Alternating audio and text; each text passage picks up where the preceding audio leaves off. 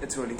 Hi everyone, my name is Abhishek and welcome back to my channel. So this video would be about so I would say this is the most requested video. So recently my community tab got activated and the first question I was put ki, what is the topic that you want a video on? So most of you, at least like 54% of you guys commented that you want a video on how to clear this exam, what this exam was all about. I would speak about BSc paramedical because I have no idea about BSc nursing examination. I would bring another video with the nursing girls about the examination itself, totally dedicated for the exam. So I would speak about the BSc paramedical exam, how was my experience, how was the exam itself, and how to ace the exam, right?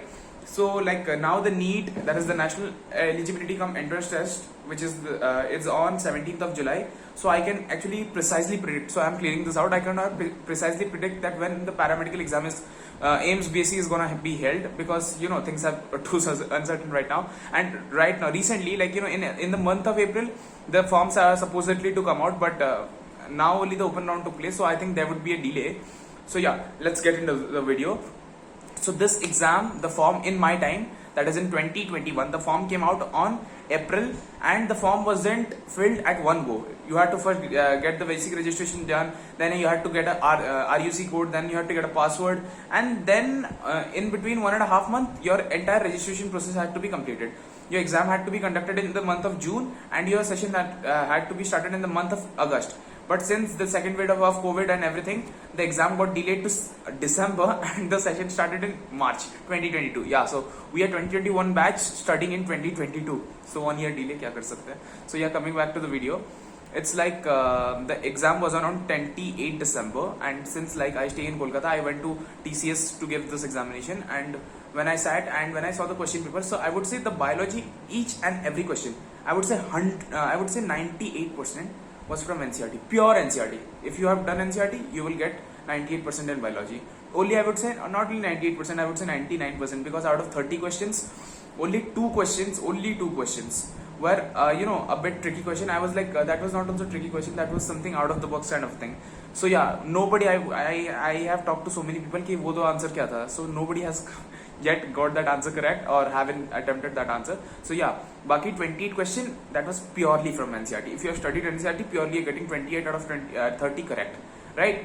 Chemistry was very difficult. I won't say very difficult, moderately difficult, right? It was, I would say 50-50. 50% part was moderate to difficult and 50% part was easy to moderate, because you know, like I left out 16 questions out of 30. Yeah, let me tell you the paper pattern first. It's like 30-30-30. Unlike nursing, in nursing it's like 30-30 and 10 is like general knowledge and aptitude. In paramedical it's 30 physics, 30 chemistry and 30 biology. The paper is out of 90 marks, right?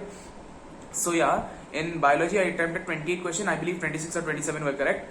And in chemistry, I left out 16 questions. The paper was that difficult. I left out 16 questions, literally. So 16 question, matlab I attempted 14, right? I attempted 14. And in physics, I left out mostly 10 to 11 questions, yeah.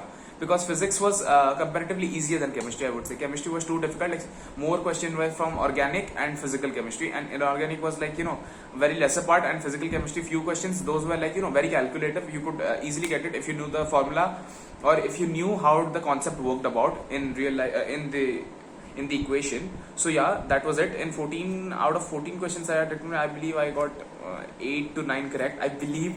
Then the negative marking also counts. And in physics, things were moderate. I would say it was not like chemistry. Physics were comparatively easy. Comparatively, it was easy. The most easy was biology, then was physics, then was chemistry.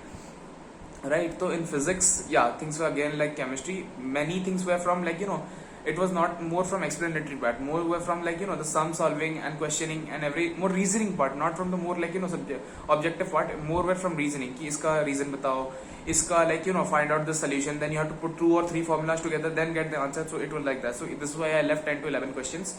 So coming back to the coming back to the results, and on 14th of January the results came out. My EIR was 122 and my marks were 51 out of 90. Yeah, my marks were 51 out of 90 and my percentile was 55 percentile. Yeah, I hope you get the percentile system. Percentile is basically how many people are under you. No, not percentile. My percentage was 58. I'm sorry. My percentage was 55%, and my marks were 51 out of 90. Let me clear it once again. My marks were 51 out of 90 and my percentage was 55%, right? So yeah, and with this marks I got selected in the first round, and if I could have upgraded, like for example, like I'm happy with my course, but if I had upgraded I could have got radiology, nuclear medicine, anesthesia, and MLT even. Like I could have got this all courses, so I would be giving very clear courses. So many people ask me, मेरा selection हो जाएगा? So it doesn't depends on selection हो जाएगा or not, it depends on the course that you want, you're getting it or not, right? So that is about talking about paramedical. You want your desired course or not? So yeah, with this rank I could get many courses like radiology, radiotherapy, nuclear medicine, and nuclear medicine और क्या होंगे, anesthesia. Yeah, but I'm happy with my course. So yeah, I went ahead with it and I didn't upgrade it. So I got in the first round with this rank, and in open round the rank has gone up to I believe 300. Right? I have never seen the cutoff. Like my few friends of mine, they have come in the open round. Their rank are 351 and 333 respectively. Both have got into anesthesia. So congratulations if both of you are watching the video, and they are my classmates right now. So yeah, if you're scoring under 200, you're getting a seat. I would say you're definitely getting a seat in first round or second round. उसके बाद open round is too unpredictable, so I won't speak about that. But if you're getting a rank in between 200 or 250, you are getting selected in first round or second round, and for that you have to score at least above 47 or 48. That's it. Not more than that. I got 51. My AIR was 122. I got selected in the first round. 51 out of 90. Right? So if you're scoring 47 or 48, you will get a seat. Like if you want MLT, you won't get it. I'm not telling you MLT is a downgraded course, so that you will get in lower marks. I'm not telling that at all. So you can easily get MLT. You can get into this one, anesthesia, right? But yeah, few courses like nuclear medicine takes a higher rank. But like in first round I didn't get nuclear medicine. The seat got vacated because the person left it. So I believe if I could have upgraded, I would have got that seat. Like this is my prediction as per my rank, because the person who came in the open round, her rank is quite lower than me. So I believe I could have got the seat if I have upgraded. So yeah, any one of you who wanted nuclear medicine, here is the strategy that I have presented in front of you. So yeah, I believe that's it for the today. That's the information for today's videos, guys. I hope you liked the video. If you did, please like, share, and subscribe. Do consider putting down a comment below if you have any doubts left behind. So this is me, Abhishek, signing off.